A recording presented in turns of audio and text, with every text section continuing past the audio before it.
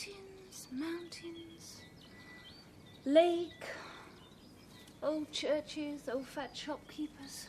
Oh, Alice. At least there are no gaming rooms. Oh, you're not going to reproach me with that, are you, Alice? Barden is to be forgotten. Mr. Palliser has not forgotten it, I think. You're not still upset about Mr. Palliser. You know what sort of man he is, but he doesn't really mean it. It is nonetheless hard to bear. Well, he has tried to apologise, Alice. All the way here was extra specially nice. For him. Oh, yes. For him.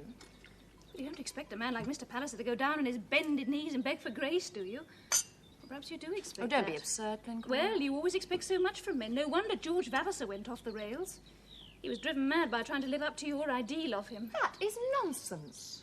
I made every possible allowance for him and more even. Well, then why not try and make a few allowances for John Grey?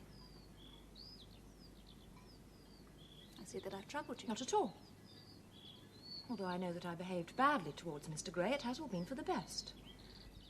I can live alone, or with my father far more happily than I can with any husband. Alice, that is such rubbish. That is how it will turn out. We Vavasors don't seem to be much good at marrying. You want someone to break your heart for you, that's what you want. And then you might stop picking over your soul for every trifling little flea that you can find there. My dear, the papers are just in from England. The result of the general election. Are you returned, Plantagenet? My dear? Well, of course. It's hardly likely that I would be opposed at Silverbridge. Well, the Duke of Omnium would chop off their head.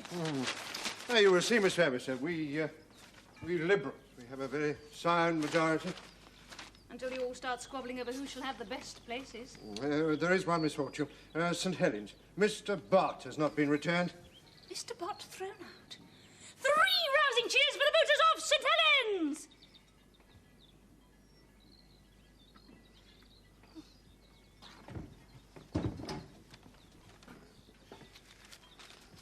Mr. Palliser? There are some interesting new names here. What about Mr. Phineas Finn? Phineas Finn, that's a very promising young Irishman. What about his money?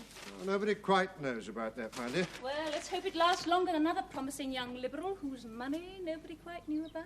Glencora, that was unkind. Well, it was certainly uncalled for. Oh, Miss Vavasor, I think your cousin George was merely unfortunate. London seats like the Chelsea district should not be opposed by men of moderate means. The expense can be ruinous. Ruinous for Alice. My dear, you look a little pale.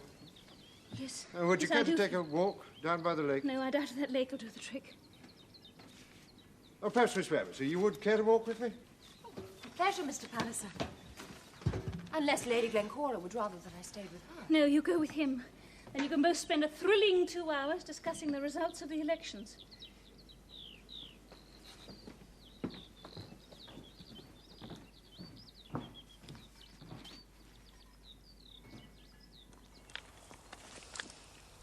I wonder why Lady Glencora is so scornful of Switzerland.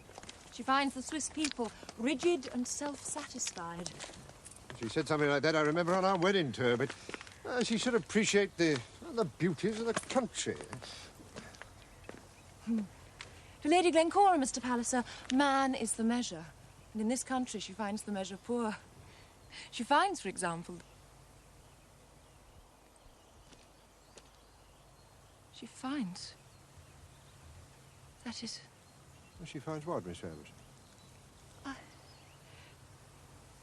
You must excuse me, Mr. Palliser.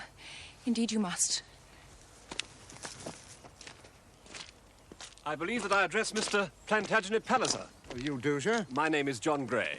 Ah, well, in that case, I'm a great admirer of yours, Mr. Grey. Particularly your essays on Roman polity. You're very kind, sir.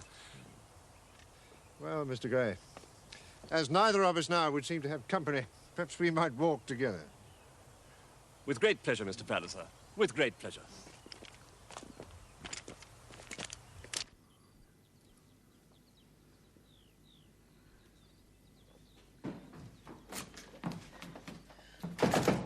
Great heavens. Alice, what on earth's the matter? Is there a revolution in Glencora? Yes? Mr. John Grey is hearing you, sir. Mr. Grey? I've just seen him. He's followed you, Alice. Aren't you feeling flattered? I am aware of the compliment, I suppose. Yes, I should hope you were. Where is he now? He's down by the lake with Mr. Palliser. Now, look here, Alice. He's not come all the way from England to be treated like a leper. If I were you, I'd be in his arms by now. I cannot see him again. Then I shall go to him. But Glencora, you mustn't go out. You're not well. If I were laid flat with a bubonic plague, I should go to him, because I know what's proper on these occasions, even if you don't.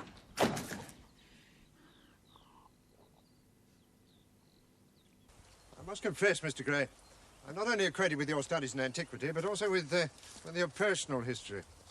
My wife and I are close friends of Miss Vavas, as you understand. I had heard, of course, that she was travelling with you.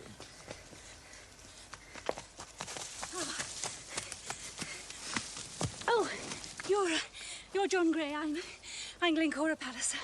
I know why you're here, and I heartily applaud you for coming. Well, thank you, Lady Glencora. Now, never mind Alice just now.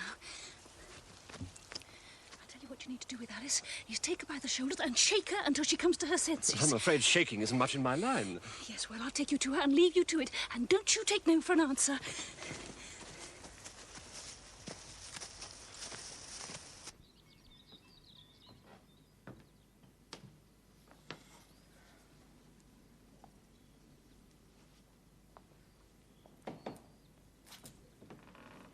Mr. Gray. I told you I should come to you. And here I am. Your father entrusted me with a letter for you. I trust you had better cause for travelling than merely to play the postman, Mr. Gray. But since you are here, there is a matter we must settle between us. Indeed, there is, Alice. I have learned since I last saw you that I am indebted to you for the sum of £3,000. I trust my father has now repaid you from my Not capital. as yet, no. I particularly requested him to see to And it. I particularly requested him to let the matter lie. I cannot be under an obligation to you of all men. By heaven, Lady Glencora was right. She said you needed shaking. But I'll not shake you, Alice. I trust not, Mr. Gray. You may as well know that I am to be here for some time yet, and the Pallisers have invited me most cordially to come among you all as a friend. Very well. As a friend. And as a future husband. An excellent one, no doubt, Mr. Gray, but never mine.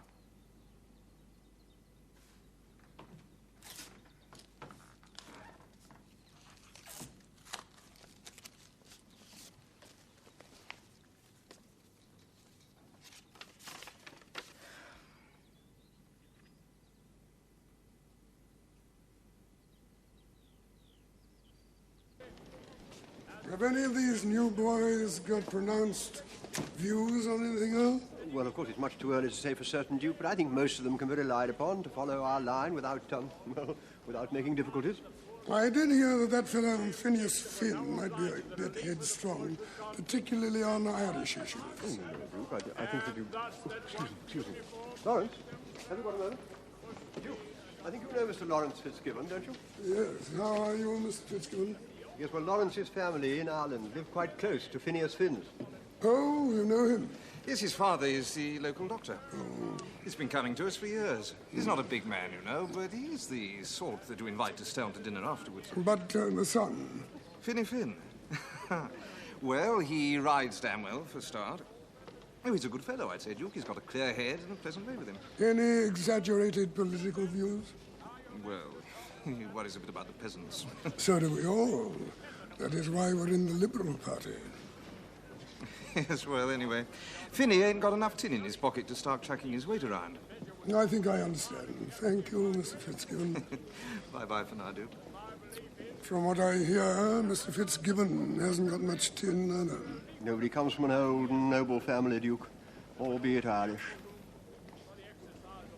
And that's all there is to say of George Vavasor. The man himself has completely disappeared, and his worthless bills are all over London. The truth is, Gray, that men like George Vavasor ought to be... They ought not to sit in the House of Commons. We need solid men, like you. Oh, public life is not for me. I think it might give very great pleasure to Miss Vavasor. Back from the mountains, I see. Mr. Gray, Alice is down by the lake. Oh, thank you very much, Lady Glencora. Excuse me. Plantagenets, I've got something to...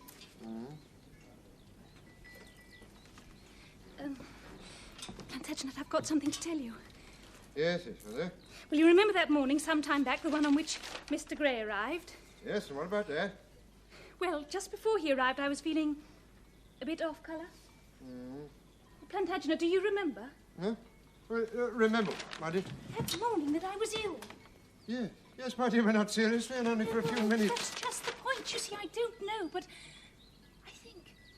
I hope for both our sakes. Oh, Cora, my dear. Of course, I can't be certain. You can't be certain? Well, I mean, I know I'm supposed to say that I can't be certain, but in fact, I know jolly well. Oh, my darling. Is there anything you want? What? Is there anything you want in the whole world? No, you're being dramatic. No, it happens every day. Well, not to us, my dear. No, you're not to us. I'm so glad. You know, I thought I was destined to bring you nothing but misery. Oh, there, my dear. Oh, look, I must send some messages. Now, one to the Duke of Omnium, of course, but one to Sir Omicron Power at Pallisers, one to Dr. You're being Thorne at dramatic again. I Silverbridge, forbid you to one summon to a regiment of Doctor. doctors. My dear, I have had second thoughts. What? We must go back to England at once. I mean, that is what we must do. Now, we shall return to England, but by very easy stages. Now then, Baden. Hooray! I shall be able to win my gold Napoleon back. Oh, no, my dear. We shall stay 2 nights at each place, but only so that you may be completely rested. Now then, Baden to Strasbourg, and Strasbourg to Nancy to Reims, Reims, Amiens. At this rate, the baby will be born a citizen of France. What, man? I do believe you're the most considerate husband in the whole of Switzerland.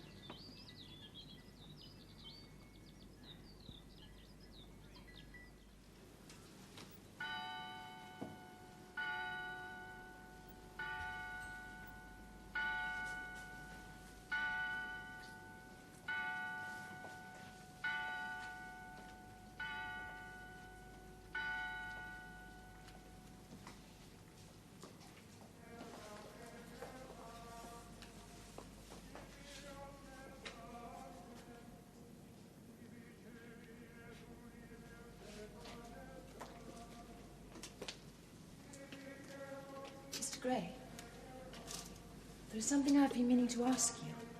Yes, Alice? Yet I could not quite bring myself. But now at last, curiosity has got the better of me. Well, then, ask me. It is childish and perhaps unseemly. What is it, Alice? But that letter you brought me from my father when you arrived, he says that some time ago my cousin George came to see you in your chambers to challenge you about me, and that you positively threw him down the stairs. Is that true? It is. What exactly happened? We needn't go into that.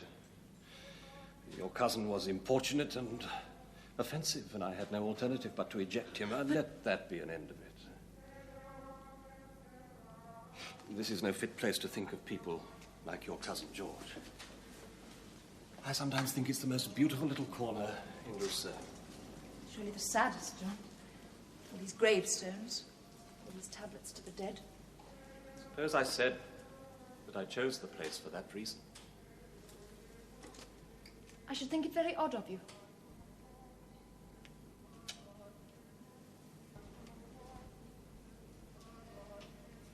Please, can we go in now, Mr. Gray? It is getting late. Yes, Alice, it is getting late, and that's why I brought you here. To remind you that we have no more time for shilly-shally, you and I. Do you suppose that these do not envy us? Do you suppose that they would not love if they still could? It's dust to dust, Alice, clay to clay.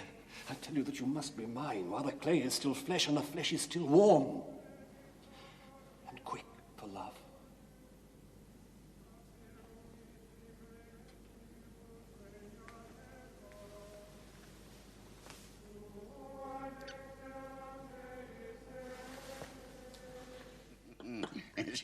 He's taken my advice at last in Bangor and got a child on her. We'll drink to Plantagenet's health. To Plantagenet? And now, we'll drink to his son. With all the pleasure in the world. But we should just bear in mind that the child may be a daughter. Not if it knows what's good for it. To the boy.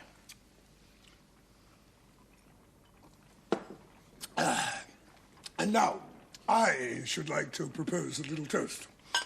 To the Lady Glencora, who carries the child. May all go well with her. Oh. She's a good, strong girl. No need to worry about her. In fact, Bungai, this is just what she needed to keep her quiet, you know. She was a bit too frisky, if you know what I mean. That's why Plantagenet had to take her abroad. And now I suppose they'll be home pretty soon. But once I've cabled Plantagenet about that, Pallisers sprigs must bud on English soil. If only it could have been a few weeks earlier, back at the election. We might have offered him the exchequer again.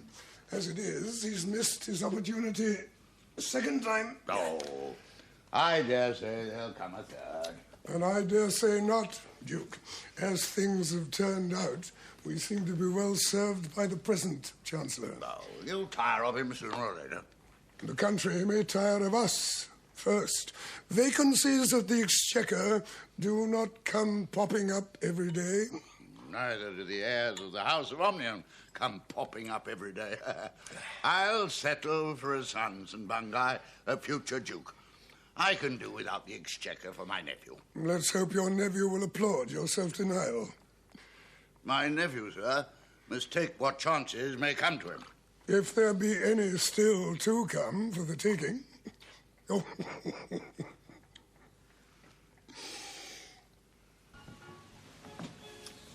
So, vanquished at last. Yes, vanquished. I like to call it that. Oh, it's not what I call it, but what you feel. I know you so well, Alice. I know it is sheer misery for you to be made a happy woman at last. I know it all, and my heart bleeds for you. I feel out to stand before him as a penitent. He'd like it better, I dare say, if you sat on his knee.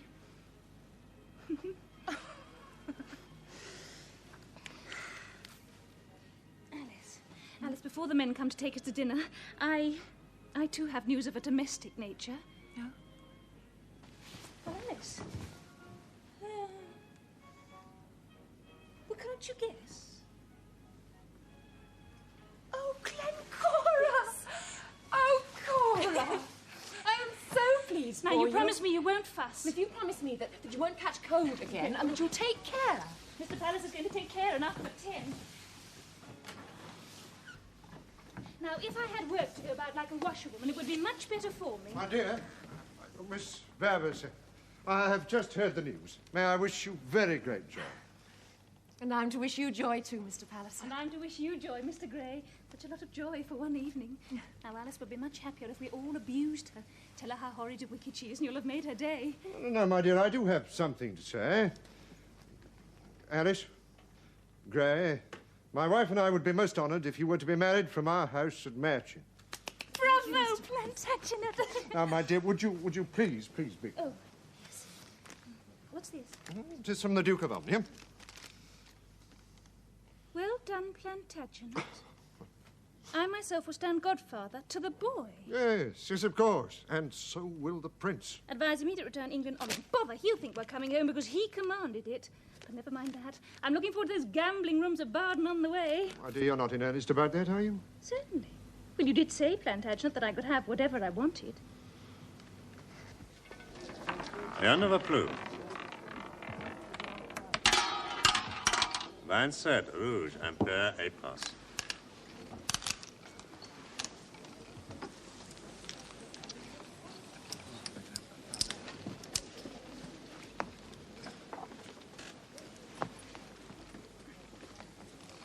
Faites for sure.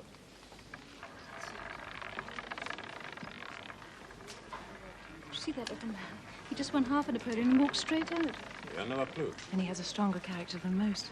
If everybody was like him, the game wouldn't be worth a candle. Or the chandelier, I should say. Well, the proprietor would lose so much. Glencora, the proprietor, my dear, is the Grand Duke himself. And much of his revenue comes from this deplorable expedient.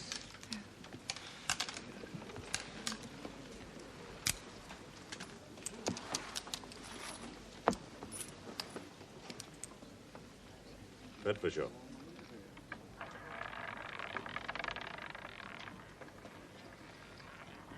Rien ne va plus. Gray, you will appreciate this. I'm in a country which depends for its finances on the spin of a wheel. It must be inherently unstable. But the odds are weighed in the bank's favor, Palliser, so the Grand Duke must always win in the long run. Yes, but he or his minions here suffer very grave embarrassment in the shore.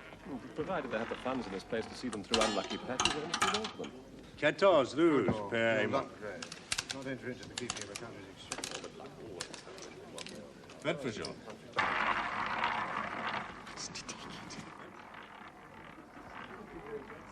Rien ne va plus.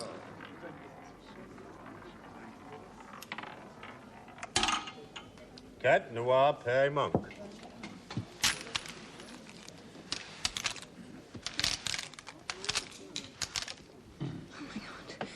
What can I do for him? Tell Mr. Palliser. Tell Mr. Palliser. There's an element of the unexpected. Palliser, look.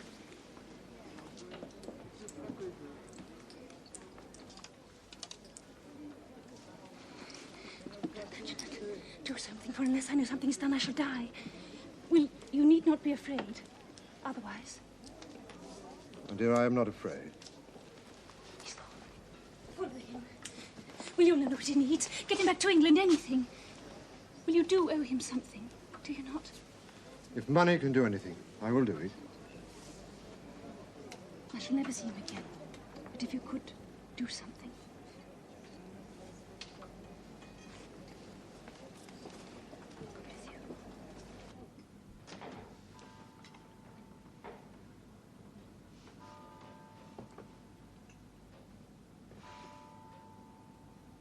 Mr. Fitzgerald.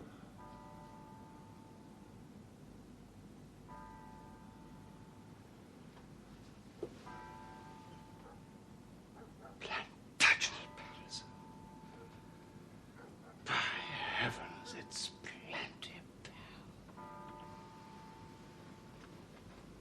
I fear you're in trouble, Mr. Fitzgerald. Well, I would like to be of some use to you. My wife and I, we saw you leave the gaming rooms just now. she's here too. Yeah. I would have won 20,000 francs if that wheeler kept spinning for me. We'll never keep spinning for anyone, Mr. Fitzgerald. Look, if you want 20,000 francs, I can let you have it without trouble. The devil you can. Well, yes, when I'm traveling with my family, I am accustomed to carry fairly large sums. I could accommodate you without difficulty. How'd you expect to see your money back? Oh, that would be at your convenience. It's extraordinary. Well, of all men in the world, you and I talking like this in Bath. Not just because you're the richest man in Europe. And I'm, oh dear, about the poorest. But there are things, you know, that make it so funny. There are things, Mr. Fitzgerald, which make my wife and I anxious to give you aid. Have you ever considered, Palliser, that those things make you the very man in the world? The only man in the world from whom I cannot take aid. Yet I would have taken it all if I could have got it. Yes, I know. You were disappointed. I loved her. I believe you, Mr. Fitzgerald. Oh, not because of the money. I'd have liked that, too. With her.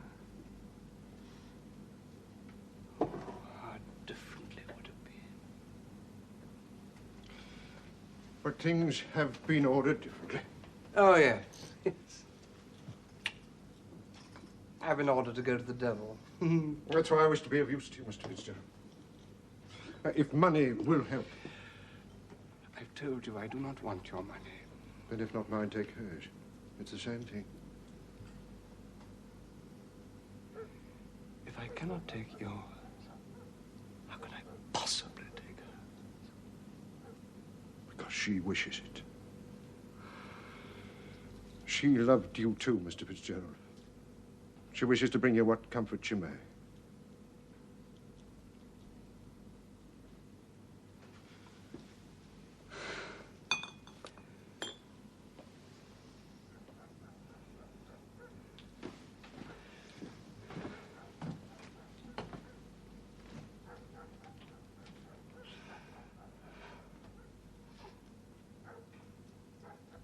So the upshot is his rent is paid. He can settle his debts. Have a few Napoleons in his pocket. He'll only gamble with them. Oh, I think not. I shall ask the British consul to remove him to Heidelberg tomorrow, where there are no gambling. What will life hold for him? He'd be looked after. I don't know that there is any more we can do.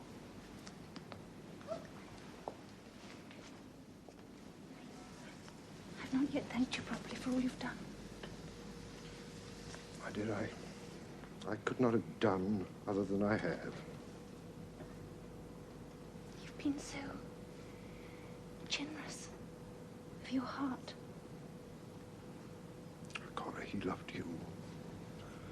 Insofar as such a man can love.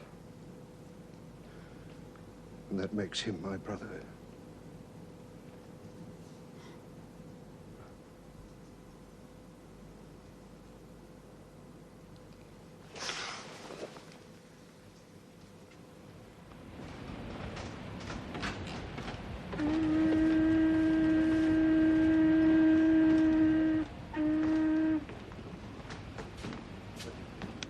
Over in half an hour. What a trip it's been. So much has happened. Still, you're to be a wife and I'm to be a mother. I don't fuss, I'm all right. At least I would be if I could be sure of a boy. The Duke would be so displeased with the girl, and Plantagenet too will be disappointed. He will not show it, I think. No, he's too kind. Just think what he's given up. What do you think they'll do for him now that he's going home? Who can tell? I wish I could bribe God to let Plantagenet be Chancellor and for me to have a boy. What would you bribe him with, Cora? I promise to be good forever and ever. Except for neither God nor I would believe that. Oh, Gray, have you thought any more about Parliament? Yes, as you say, Alice would like it. Well, for yourself. Well, I'd strive to like it for her sake. Oh, and for my own. I'm grown too complacent, Palliser, walking in my orchards, sitting in my library, writing of a bygone age. A man should be of his own generation, and serve it if he can. That's if he be allowed to. Gray, I warn you. Now, many men set out with an idea of service, but however the blows the chance, the demands of expedience, they finish up time serving, lip serving only. Well, I shall try it. Good. I think I know a way to procure you a seat. I'll let you know more when I'm certain. Excuse me. Cora, my dear, if you must stay on deck, you really should wrap yourself up more warm. Very well. You wrap me up.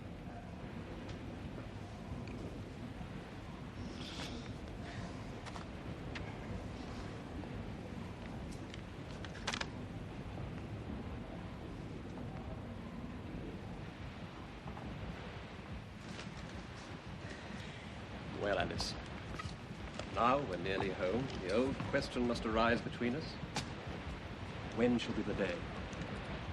Glencora says that Matching will be ready for our wedding as soon as we're ready. And when will that be?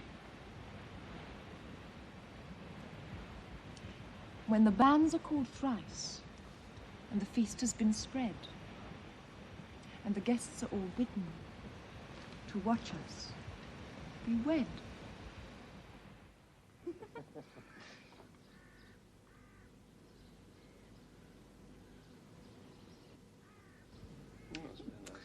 diamonds from Lady Midlothian, I see. The old skinflint. Still, she's clearly forgiven you. Fine linen, very useful. The blankets a bit more what you're needing in those fins. Cora, look at that. Oh.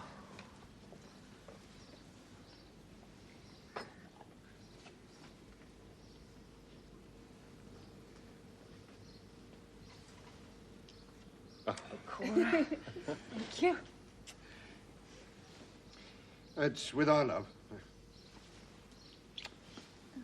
Mr. Gray? Sauce for the goose is sauce for the gander. Oh.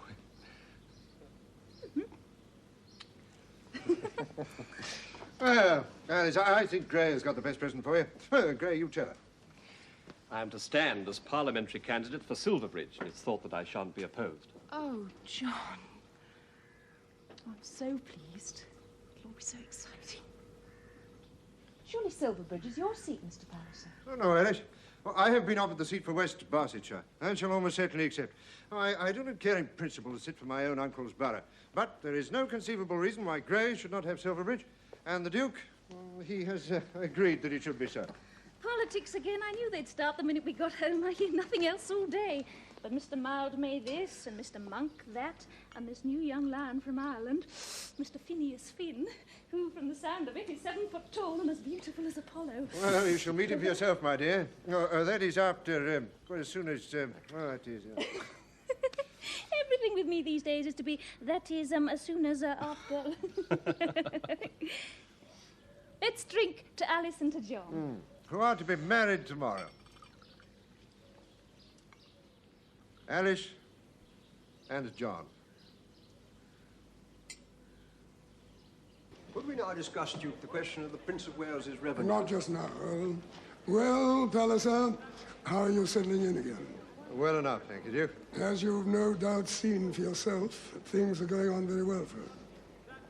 Yes, I had read in Switzerland. The government's very well established. And there have been some very interesting developments in fiscal affairs. I would add that we're all very pleased with the performance of the, well, the new Chancellor.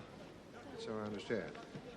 Well, I shall take the opportunity of reading up all the new developments in the research. Back to the grindstone, eh? The same old Palliser? And it will, of course, be necessary for you to acquaint yourself with all the new faces. That fellow over there, for instance, with Lawrence Fitzgibbon. Phineas Finn. Yes, I have taken the opportunity of meeting the new members. Good afternoon, Finn. Fitzgibbon. Duke, Palliser, Earl. And how do you find Parliament, Mr. Finn? Oh, fascinating, Duke. Slightly worrying. Worried? That so many men in the House should be so little representative of those they claim to represent. Well, Finney, if you stand here worrying about it much longer, we'll both be dead of thirst. Any of you gentlemen care to join us in a drink? What about you, Duke? You look pretty dry to me. Ah, well, forward, Finney. Duke, Earl, Palliser. Confounded insolence. If you'll excuse me, gentlemen. Palliser, how is she? It is kind of you to ask, Duke. Well, she is anxious, lest the child be a girl. I have told her, of course, that any child of hers would be equally precious to me, but... Well, it is important that we have a son.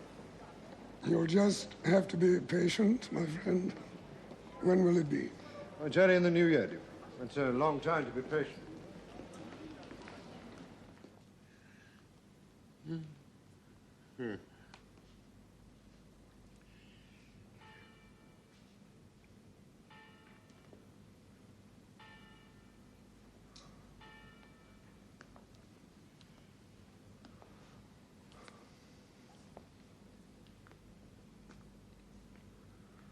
better have a drink, Plantagenet. No. No, thank you, Duke.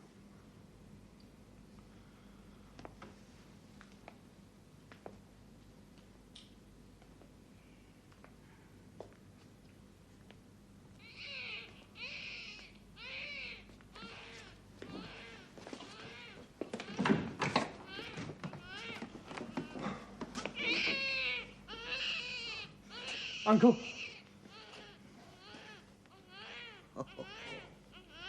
Well done, Plantagenet. Well done. A fine boy. Well, it's more Glencora's doing than mine. Oh, of course, women are necessary on these occasions. But the important thing is that my nephew and my heir has a son.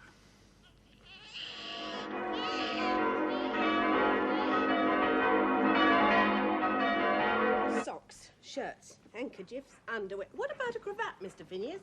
Haven't got the right kind, Mrs. Bunce. Oh. But it's all right. Mr. Fitzgibbon's going to lend me one. Oh. Stud box, nightshirt, shaving things. Now then, Well, they'll do, Mr. Phineas.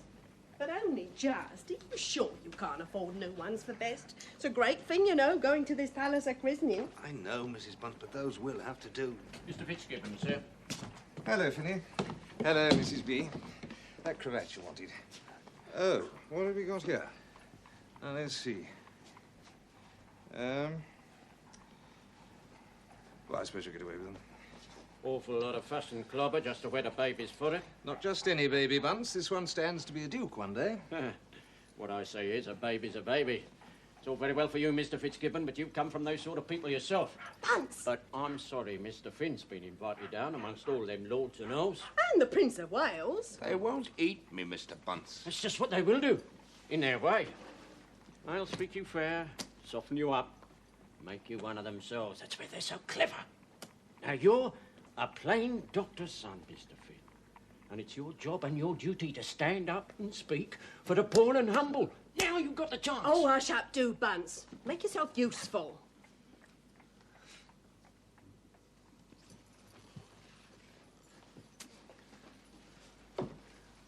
Thanks very much, Mr. Bunce. Him and his politics and his unions, he's enough to spoil anyone's pleasure.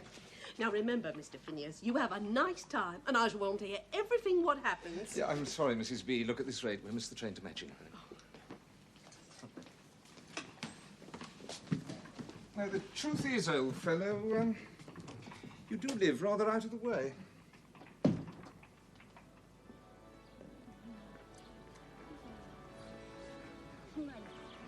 What a mercy he's a boy, Alice. I'm sure that Mr. Palliser would not have said a word against a girl.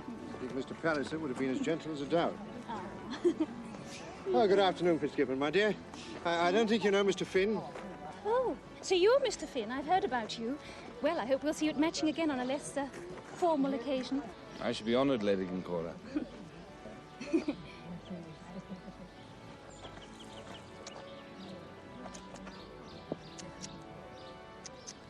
Very charming. Not as charming as my boy. Little beauty. Yes, you are.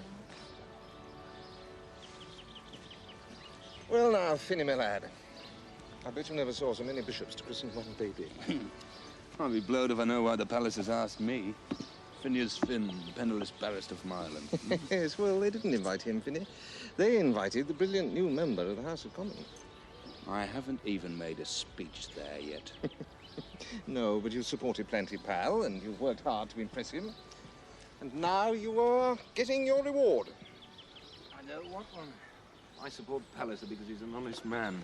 And a rising man, Finney, though he has had his setbacks lately. And one day to be Duke of Omnium. But he'd sooner stay in the Commons. Well, he won't have any choice when the time comes. Oh, he'll hate it. Yes, but Glencora will like it. She's as good as 20 duchesses already. Ah, but when Planty's the Duke, then the little chap will be called the Earl of Silverbridge, and his mamma will enjoy that.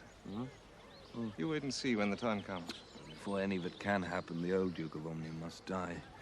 He's still very much with us, as far as I can say. I do believe, Madam Gersler, that His Royal Highness was rather taken with you. But not I with His Royal Highness, I fear, Duke. Treason, treason, Madam Max. No, no, Duke. The Prince presumed, and no one in his position should do that. He presumed only to smile at you.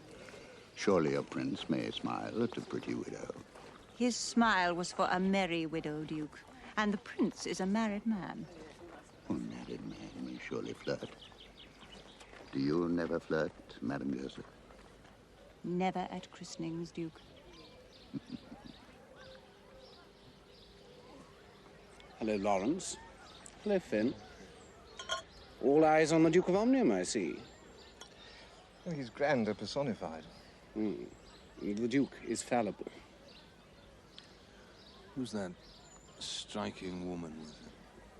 Well, that's his new discovery. Madam Max Goesler, a Jewish widow from Vienna. Goesler?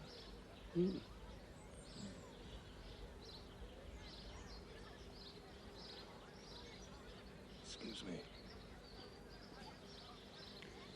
The Duke may still marry. What?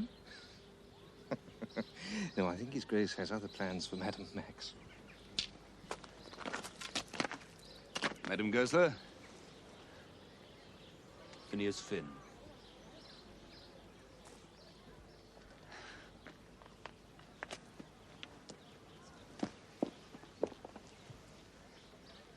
Who asked him to introduce himself? Damned insolent. I must say Finn seems to get on well, particularly with the ladies. Ah, Finn. I'm not sure whether you know Lady Laura Standish. Oh, yes, Duke. Mr. Finn and I have met several times. Just look at Laura Standish. She's just about ready to eat in. What is it, Lawrence, about this Phineas Finn? Well, they do say that he's a good listener. Well, the women wouldn't like him just for that. No, but he knows when to talk too. And what to say, Dolly. With his eyes as well as his tongue.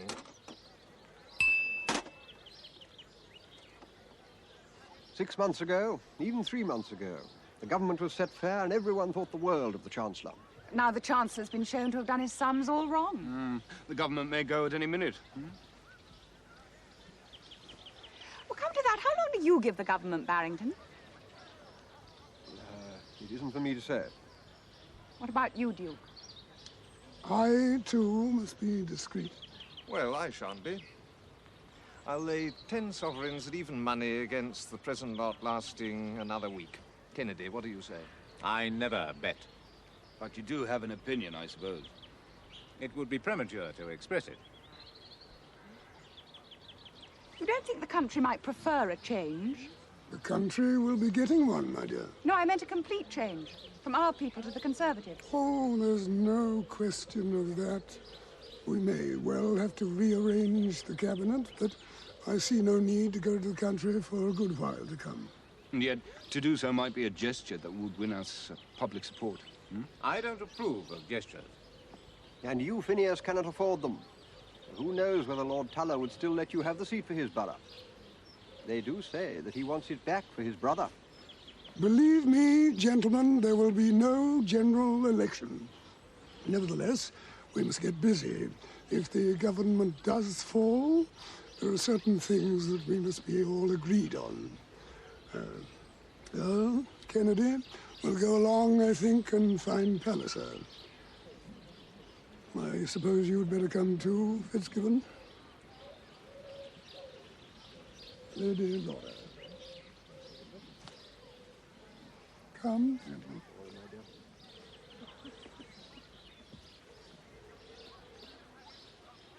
Those are all senior councillors, Mr. Finn. Not Fitzgibbon.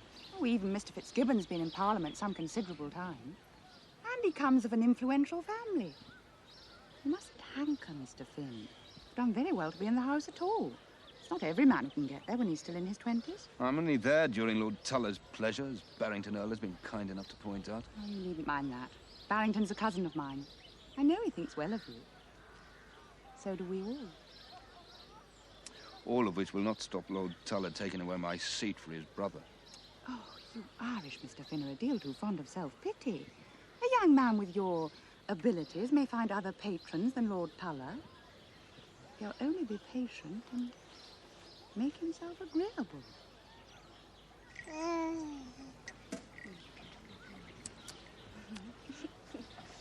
hope it won't be too long before John and I can entertain you like this at Nethercoats. Ah, my dear, the child is all right after all the excitement? Very happy. He acquitted himself very well on his first public occasion. Pity he screamed so at the Prince. Never mind, my dear. Smiled at his great Uncle Omnium. Wise baby. He knows on which side his bread is buttered. Oh, plenty. Do you think we ought to be more attentive to the Duke and Madame Goesler? Palliser, I must talk to you. I certainly do. My dear, would you go to Omnium? Hee-hoo. Politics. I'll leave you on guard, Alice. Go with the nurse and the baby up to my boudoir, and I'll join you there later. As I see it, the situation is this. Although the present Liberal government is failing, there need be no election, provided we can find representatives that the country trusts. Now, gentlemen, let us consider whom we all here think we can trust.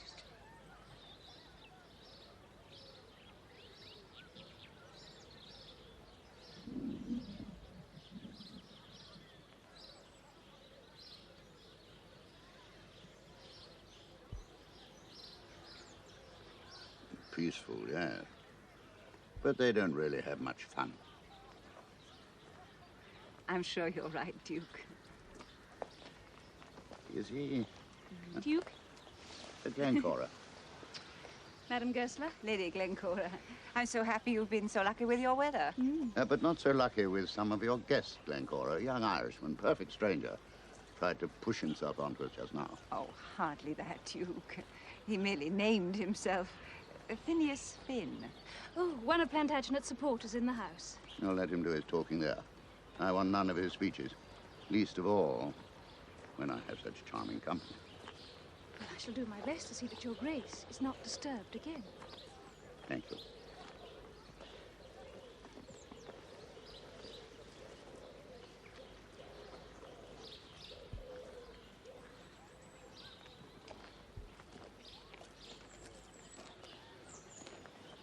As I was about to explain, you see, fishes are cold-blooded.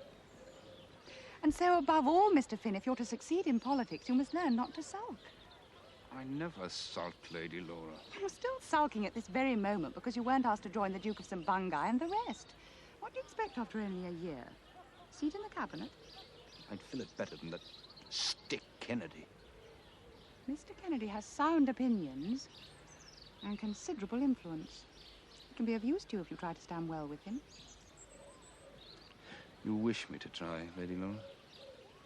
I wish you to succeed, my friend, in this and in all things.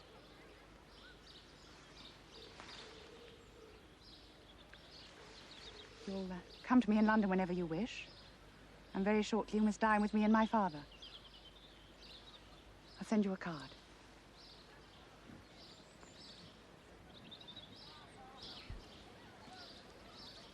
I never really had any faith in him. Didn't think he'd stay the course. What do you think, Kennedy? No, on the contrary. Duke? Thank you.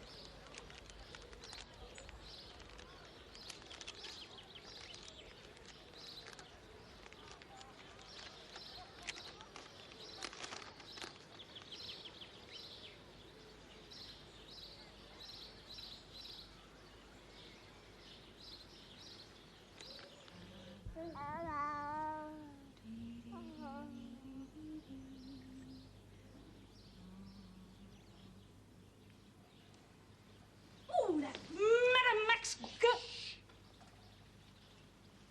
Oh, that Madame Max Goesler. Who is she? The widow of some banker in Vienna. That's all anyone knows about her. Why did you invite her? Because the Duke asked me to. Oh, I do hope he's not going to be silly. For your sake, my little beauty. You are a beautiful boy. We want you to be cute. Glencora? Yes. To judge by the way her eyes are moving, she prefers Mr. Phineas Finn. Oh, God bless his Irish heart. Just what he needs. He can have all that lovely money in exchange for his youth and vigour. She's not very old herself. Well, older than Mr. Finn, and old enough to prefer the title of Duchess, even to his handsome face, and young enough to give the Duke a son. Ooh, there seems to be some excitement going on down there. What on earth is Cora. going? Yes? Mrs. Gray, would you excuse us just for a few minutes? Certainly, Mr. Palliser.